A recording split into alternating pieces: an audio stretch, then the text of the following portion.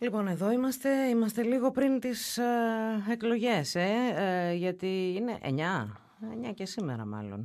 Γιατί έχουμε ήδη 29 Σεπτεμβρίου και 8 Οκτωβρίου ανοίγουν οι κάλπες από το πρωί, κλείνουν το βράδυ. Κάποιοι τυχεροί θα καθαρίσουν, όπως λέμε, από την πρώτη Κυριακή. Οι περισσότεροι βεβαίως εκτιμάται ότι ο δεύτερος γύρος είναι αυτός που θα καθορίσει τον νικητή, τον επικεφαλής, εν πάση περιπτώσει, του κάθε συμβουλίου που θα διαμορφωθεί.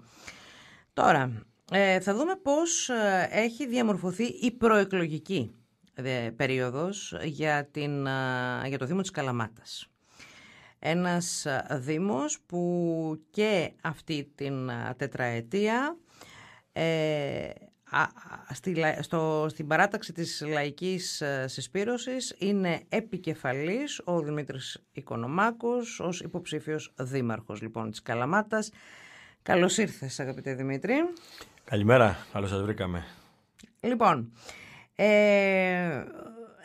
έμπειρος εσύ από την διαδικασία του Δημοτικού Συμβουλίου. Ο πιο παλιός από τους τέσσερις. Ο πιο παλιός, ναι, ο πιο παλιός από τους 4 που έχει ήδη στην τρέχουσα δημοτική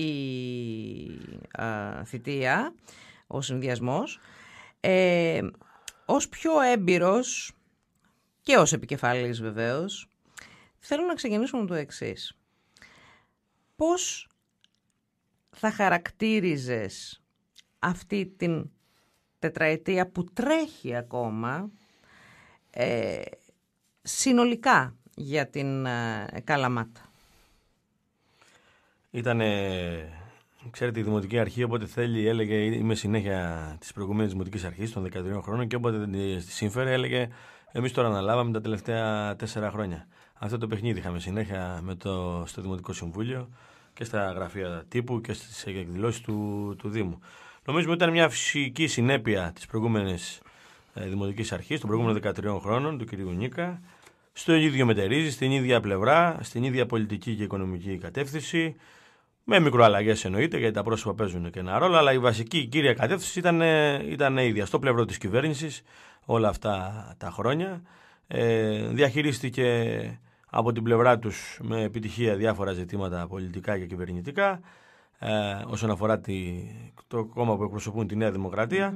Αλλά νομίζουμε ότι για το λαό συνεχίστηκε μια ακόμα τετραετία χαμένη, μια τετραετία η οποία ουσιαστικά δεν προσέφερε τίποτα σαν ανάσα, σαν πνοή για τον δημότη της Καλαμάτας. Και είναι πολλά τα παραδείγματα που μπορούμε να αναφέρουμε και πολλά από αυτά τέθηκαν και στην διάρκεια της προεκλογικής περίοδου.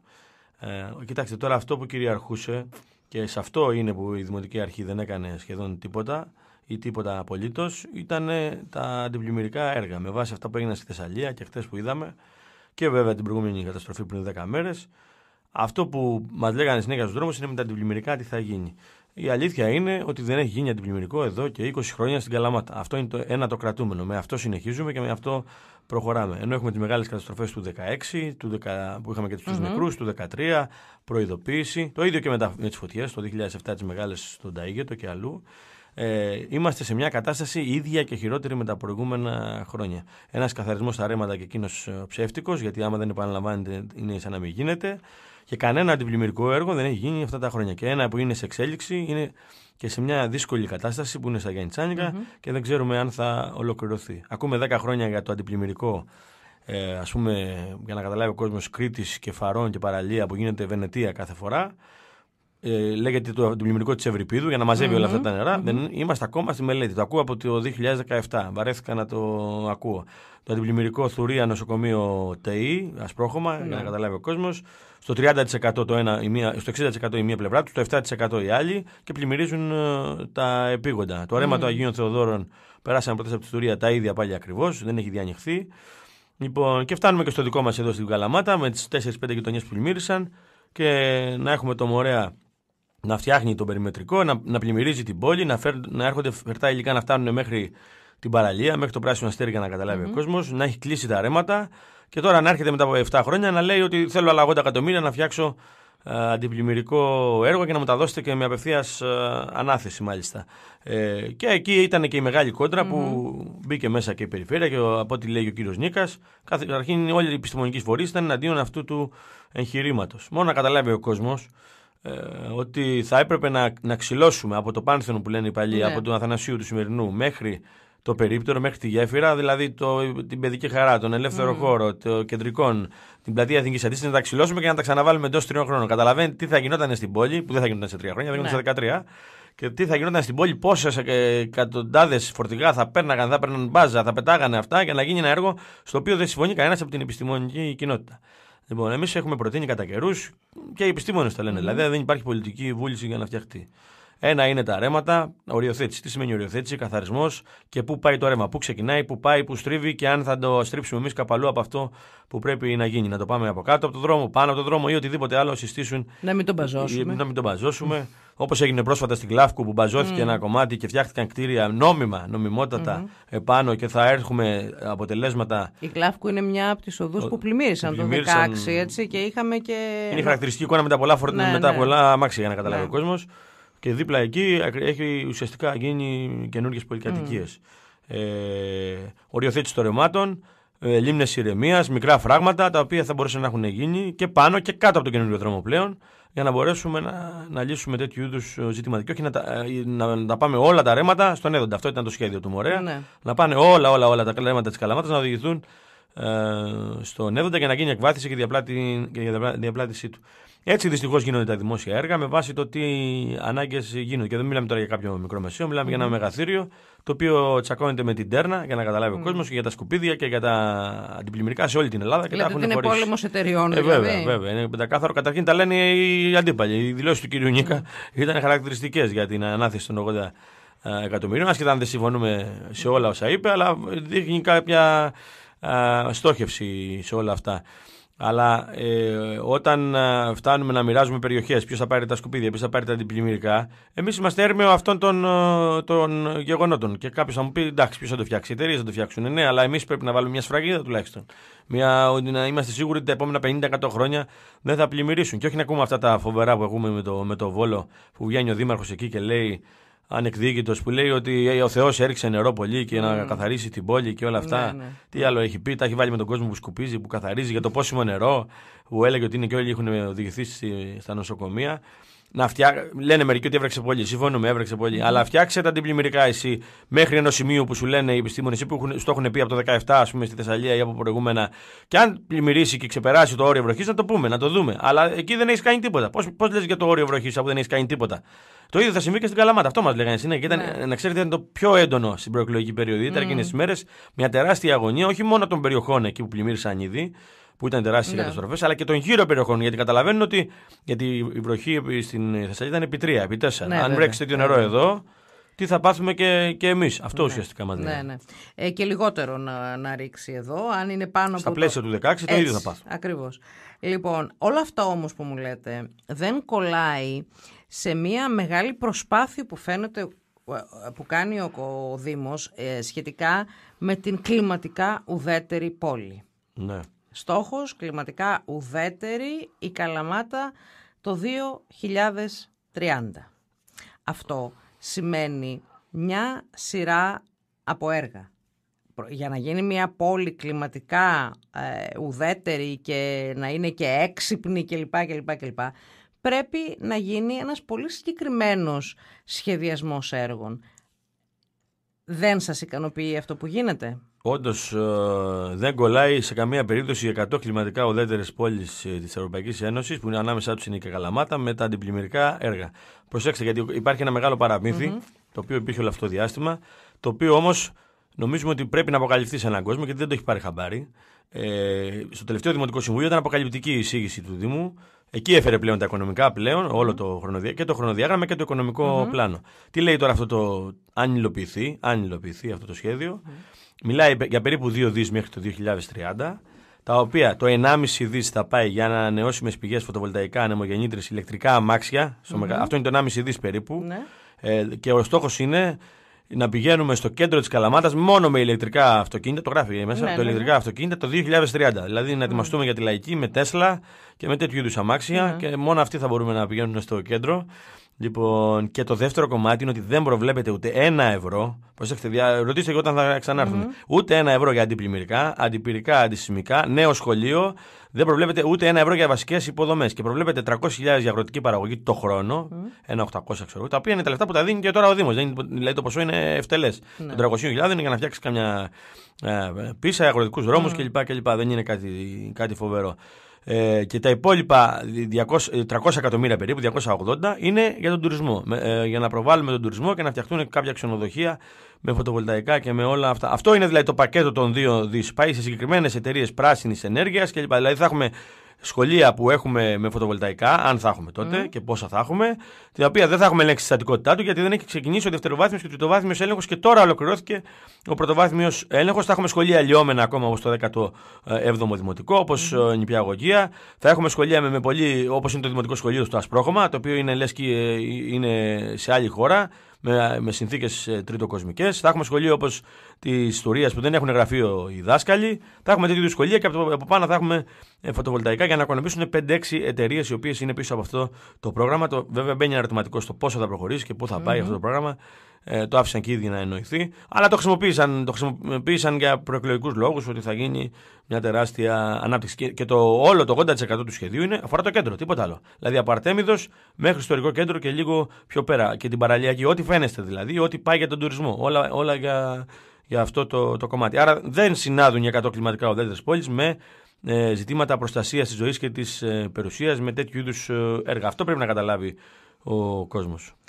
Θέλω να σταθούμε στο εξής. Σε μία πόλη με την εμπειρία των σεισμών, όπως είναι η Καλαμάτα, και σε μία περιοχή που κακά τα ψέματα το ξέρουμε όλοι ότι σεισμός μπορεί να γίνει ανά πάσα στιγμή. Από μικρός που μπορεί να γίνεται κάθε μέρα και να μην είναι αισθητός, μέχρι έναν σεισμός που μπορεί να δημιουργήσει προβλήματα θα πω εγώ έτσι, στα κτίρια. Όταν όμως προβλήματα στα κτίρια σημαίνει σχολεία, εκεί τα πράγματα είναι πολύ επισφαλή και εν πάση περιπτώσει μπορεί το παραμικρό να μην δημιουργεί πρόβλημα στους ενηλίκους, αλλά όταν μιλάμε για παιδιά είναι τελείως διαφορετικά. Άρα λοιπόν δεν έχει τεθεί σε προτεραιότητα από τους μηχανισμούς του Δήμου.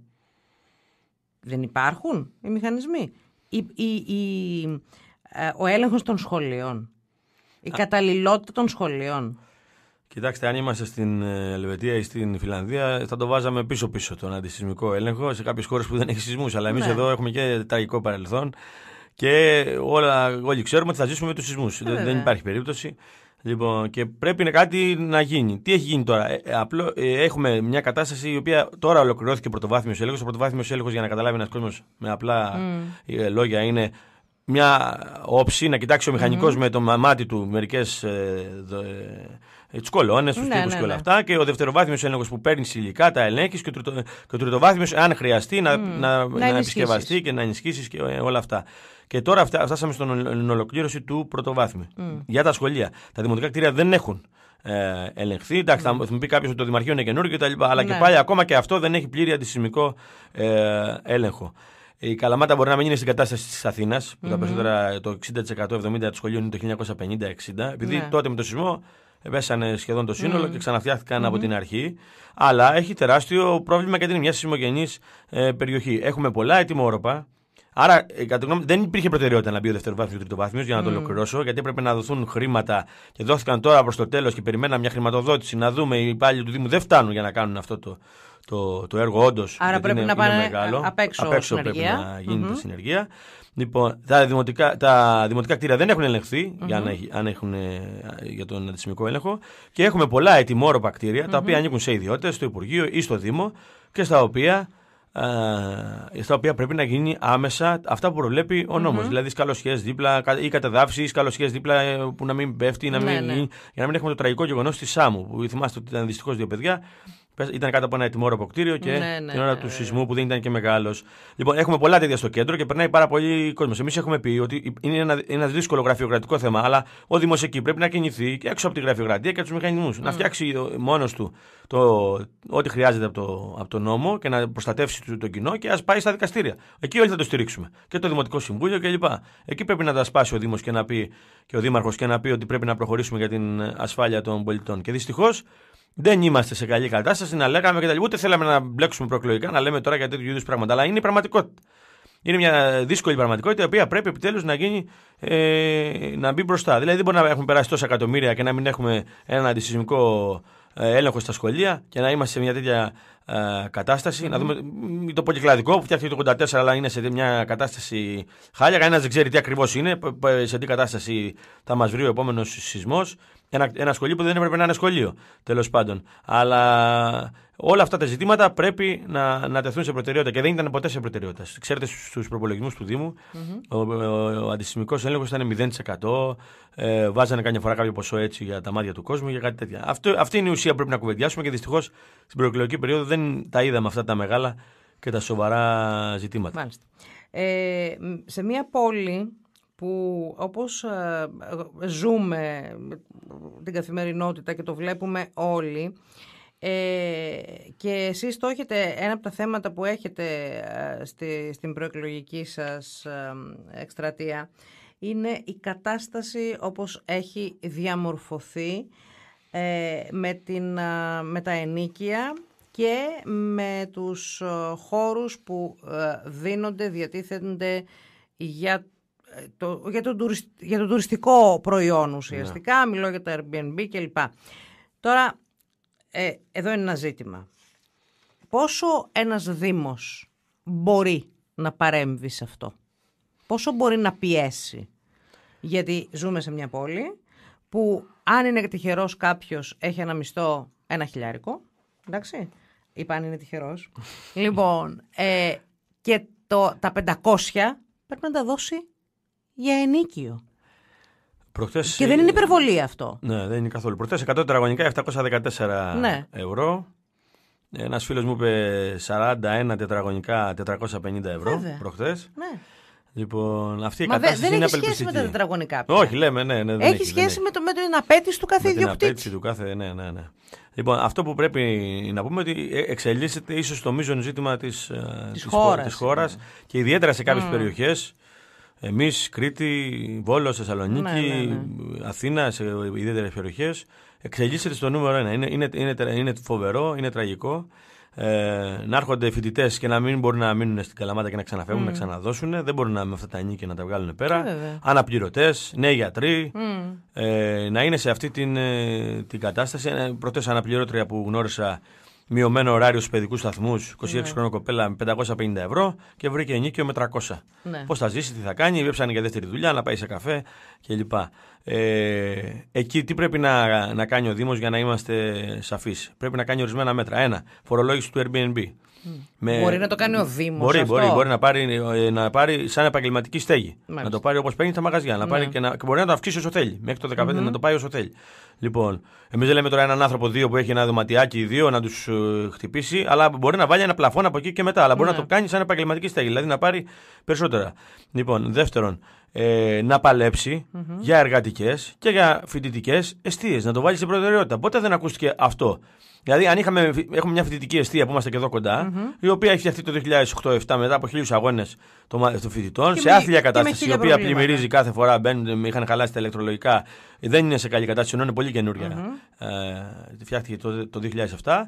Λοιπόν, και δεν έχουμε και εργατικές κατοικίες. Τελευταία πρέπει να γίνει το 1990 πάλι εδώ στη γειτονιά μας. Εδώ, στο Ανατολικό Κέντρο. Λοιπόν, αν δεν παλέψεις για αυτά, να διεκδικήσεις ένα χώρο, να πεις ότι αυτό το χώρο τον έχω, τον διαθέτω για εργατική κατοικία, για φοιτητική, να γίνει κάτι, δεν πρόκειται να ξεφύγουμε από αυτό το πρόβλημα και δεν βάλεις και μια φορολόγηση.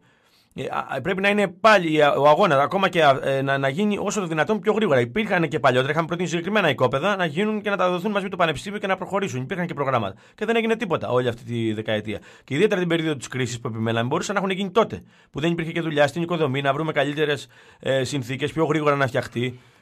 να γίνουν όλα. Υπάρχει όμως η τεχνογνωσία και η τεχνοτροπία να φτιαχτεί γρήγορα.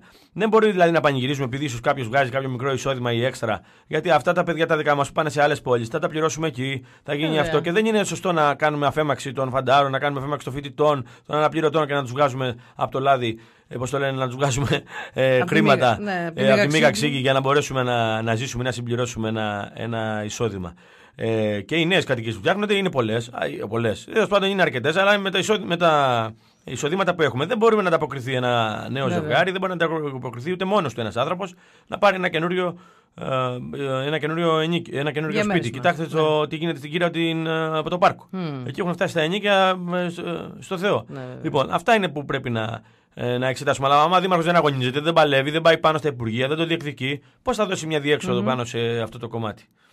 Θέλω να σταθούμε, γιατί δεν έχουμε και πάρα πολύ χρόνο, επειδή το ζήσαμε πρόσφατα.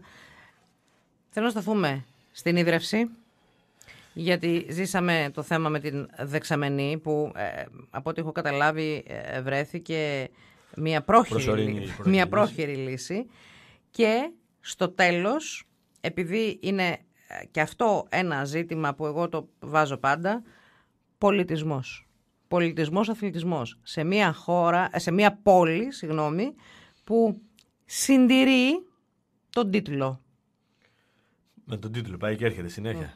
Λοιπόν, για την ίδρυυση είναι πολύ σημαντικό και αναδείχθηκε τώρα με τη ζημιά του Μαΐου. Ναι, που είχαμε 2 μέρες και τα λοιπά στη δεξαμενή του πηδήματος. Έχει γίνει ουσιαστικά μια πρόχειρη δουλειά ακόμα για να έχουμε υδροδότηση. Αν συμβεί κάτι, πάλι τα ίδια θα έχουμε για 2 μέρες. Δηλαδή θα κοπεί πάλι, θα έχουμε προβλήματα. Είναι δείγμα και της ανικανότητας των χρόνων, αλλά και των προτεραιοτήτων κυρίως που βάζανε. Δηλαδή, τόσα εκατομμύρια περάσανε και δεν μπορέσαμε να αλλάξουμε μια δεξαμενή από το 1936. Δεν μπορέσαμε δηλαδή από το 1990, το 2000, το 2010 κάτι να αλλάξουμε μια δεξαμενή. Δεν ήταν τόσο τρομερό δηλαδή. Ούτε χρειαζόταν χρηματοδοτικά εργαλεία, ούτε να μας δώσει το κράτος επιχορήγηση που λέμε και εμείς καμιά φορά, ούτε τίποτα. Μπορούσαμε μόνοι μας να έχουμε φτιάξει τουλάχιστον τη δεξαμενή με ιδέα μέσα, ή να έχουμε ένα plan B αν συμβεί κάτι, ή να έχουμε φτιάξει κάτι άλλο που να είναι πιο σύγχρονο. Εντάξει, το Φι 800, την αλλαγή δηλαδή των αγωγών, δεν μπορούμε. Θέλει χρηματοδότηση, θέλει μεγάλα εργαλεία. Αλλά και εκεί αργήσαμε λυπηστικά, γιατί οι αγωγοί έχουν μπει το 36 στην πλειοψηφία και μετά το 77. Και κάποιοι το 83, κάπου εκεί. Λοιπόν, δεν μπορεί 40 χρόνια να μην έχει αλλάξει του αγωγούς, με την πόλη να έχει διπλάσιο, όχι διπλάσιο, αλλά να έχει πληθυσμό πολύ περισσότερο από τη δεκαετία του 80, να έχει μεγαλώσει, να έχουν μπει δημοτικές ενότητες και να έχουμε αυτά και να μπορεί να βάλει μια δεξαμενή. Το 2023 μια δεξαμενή καινούρια και τα βασικά δηλαδή να μην έχουμε λύσει. Υπάρχουν προτάσεις χίλιες, δηλαδή δεν ήταν και τίποτα τρομερό, ούτε τεχνικά, ούτε οικονομικά, ούτε τίποτα από όλα αυτά. Νομίζουμε ότι ήταν ένα εξεγείμενο της Δημοτικής Αρχής, η οποία προσπάθησε να τον παλώσει όπως τον πάλωσε εκείνη την περίοδο. Λοιπόν, για το θέμα του πολιτισμού, είναι ένα θέμα το οποίο το έχουμε αναδείξει πάρα πολλές φορές και έχει πολλές πτυχές. Θα μπορούμε να συζητάμε για ώρες. Για 10 εκπομπές. Για 10 εκπομπές. Λοιπόν, όντως, άμα του ζείτε στο Δημοτικό Συμβούλιο, λένε η Γαλαμάτα, πόλη του πολιτισμού και αυτά, και του χορού και δώστου και τα λένε. Πάντα με γνώμονα, κάμια εκδήλωση να κάνουμε για να φανούμε, να φέρουμε κάποιο καλλιτέχνη ή να κάνουμε κάποιο φεστιβάλ μόνο. Αυτά καλά είναι. Εμείς λέμε ότι δεν χρειάζονται υπερβολές, δηλαδή δεν χρειάζονται κάποιοι καλλιτέχνες να τους φέρνουμε δωρεάν 100 φορές ή να κάνουμε 10 εκδηλώσεις τέτοιου είδους, αλλά να δώσουμε βάρος στη δική μας παραγωγή εδώ, στα δικά μας πολιτιστικά δρόμενα. Κατά τη γνώμη μας, το πρώτο και κύριο που βάζουμε εδώ και χρόνια είναι η μείωση των τελών στη Φάρη, στις σχολές. Είναι απαγορευτικό για 1-2 παιδιά να τα πάει μια οικογένεια και να προχωρήσει. Δεν το βλέπουμε ανταποδοτικά, πόσα παίρνω, τόσα θες. Το βλέπουμε ότι πρέπει να αυξηθούν τα παιδιά που να πάνε εκεί και θα αυξηθούν μόνο με τη μείωση των τελών. Το επίπεδο εκεί είναι καλό και στο χορό και στη ζωγραφική και στα οδεία και στη μουσική. Λοιπόν, και πρέπει να κάνουμε τέτοιου είδους κίνηση. Δεν έχει γίνει από το 2010 καμία τέτοιου είδους κίνηση μείωση των τελών. Κάποια ψευτοπράγματα γίνανε τώρα, γιατί τα τονίζουν κιόλας, ότι αν έχεις 2 αδέρφια να μειωθούν λίγο κλπ. Ενώ στην Πάτρα, να σας πω, η Λαϊκή Σπήρωση εκεί με τον Πελετίδη, το Κώστα, 40% μείωση από την πρώτη μέρα. Σε έναν Δήμο υπερχρεωμένο 35 εκατομμυρίων ευρώ όταν τον πήραμε εμείς το 2014, και παρόλα αυτά μείωσε τα τέλη στον πολιτισμό 40% σε αυτές τις σχολές τις αντίστοιχες. Μια ανάσα δηλαδή να δοθεί. Υπάρχουν ζητήματα που αφορούν τις θεατρικές ομάδες. Έχουμε εδώ πάρα πολλές και εξαιρετικές. Όχι μόνο τις θεατρικές. Οι οποίες όλες τις ερασιτεχνικές πληρώνουν πάρα πολλά χρήματα για την παρουσίαση των έργων του στο Πνευματικό και στο Αμφιθέατρο του Θόδωρος Αγγελόπουλος. Εμείς είχαμε προτείνει η Ηλέκτρα να γίνει ένα θέατρο σύγχρονο, στο οποίο να τον έχουν μόνο οι δικές μας θεατρικές ομάδες για να απελευθερωθεί το πνευματικό και το εργατικό. Αλλά δυστυχώς δεν πέρασε η θέση μας και θέλω να θα φτιαχτεί, αν φτιαχτεί όποτε και όποτε φτιαχτεί αυτό το έργο που έχει, πώς το λένε, βαλτώσει, θα φτιαχτεί μια πινακοθήκη η οποία δεν θα εξυπηρετεί την πινακοθήκη και θα φτιαχτεί και ένας κινηματογράφος που δεν θα εξυπηρετεί τον κινηματογράφο. Είναι πραγματικά φοβερό. Τέλος πάντων, αλλά πρέπει να παραδοθεί ό,τι παραδοθεί από αυτό το έργο. Εμείς λέμε να παρέμβει ο Δήμαρχος τώρα και να αλλάξουν έστω τελευταία στιγμή τα πράγματα και να φτιάξουμε ένα θέατρο. Είμαστε σε μια πόλη που δεν έχουμε πινακοθήκη. Ουσιαστικά δεν λειτουργεί η πινακοθήκη. Αυτό δεν είναι λειτουργία πινακοθήκης. Και έχουμε το εξαιρετικό αρχείο του Τάσου εδώ, για ποιον δεν το γνωρίζει. Και όχι μόνο. Όχι μόνο, το λέμε λόγω εντοπιότητας. Έχουμε τα έργα των σπουδαιότερων Ελλήνων ζωγράφων και εικαστικών γενικότερα του τελευταίου μισού αιώνα. Και δεν έχει γίνει μια κουβέντα για αναζήτηση χώρου. Υπάρχει πρόταση που και γίνεται και από εικαστικούς του Δημαρχείου στην Αριστομένους, που πρέπει να είναι στο κέντρο της πόλης και προσβάσιμο και από πόλους και από ΑΜΕ, αλλά και στο κέντρο της πόλης θα μπορούσε να βοηθήσει. Οι δημόσιες υπηρεσίες που είναι εκεί, οι δημοτικές, θα μπορούσαν να πάνε αλλού, δεν είναι κάτι φοβερό, αλλά δεν έχει γίνει κάτι σε όλα αυτά τα χρόνια. Κάπως να προχωρήσει. Και όλη η πρόταση συγκλίνει προς τα και αν υπάρχει άλλος χώρος να το συζητήσουμε. Αλλά ας κάνουμε κάτι τέλος πάντων. Όταν έχεις τέτοιο αρχείο και το έχεις στον Παούλο και στην αποθήκη, είναι κάτι το φοβερό. Και αυτά που εκτίθενται δεν είναι εύκολο στο δεύτερο όροφο να πάει άνθρωπος. Και πετάμε και εκτός και του ΑΜΕΑ ουσιαστικά δεν πρόκειται να γίνει τίποτα. Αυτή τη δουλειά κάνουμε και κάποιες ώρες λειτουργεί, προσωπικό δεν έχουμε και γίνεται αυτού του είδους η δουλειά. Και να αναφερθούμε και στο ΔΠΘ.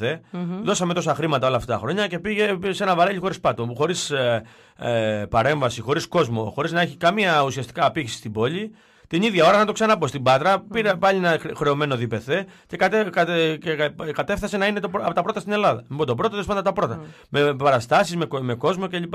Εμείς δεν λέμε ότι το τραβήξει τον κόσμο με τον ζόρι να τον πας, αλλά δεν γίνεται να μην έχει καμία παράσταση κόσμο όλα αυτά τα χρόνια. Δεν γίνεται να παρουσιάζονται έργα μόνο ενός καλλιτεχνικού διευθυντή μέσα σε ένα οικογενειακό περιβάλλον και με οικονομικούς απολογισμούς που να αργούν να έρθουν στο Δημοτικό Συμβούλιο όταν τους ζητήσαμε. Είναι ένα θέμα το οποίο πρέπει να μας απασχολήσει.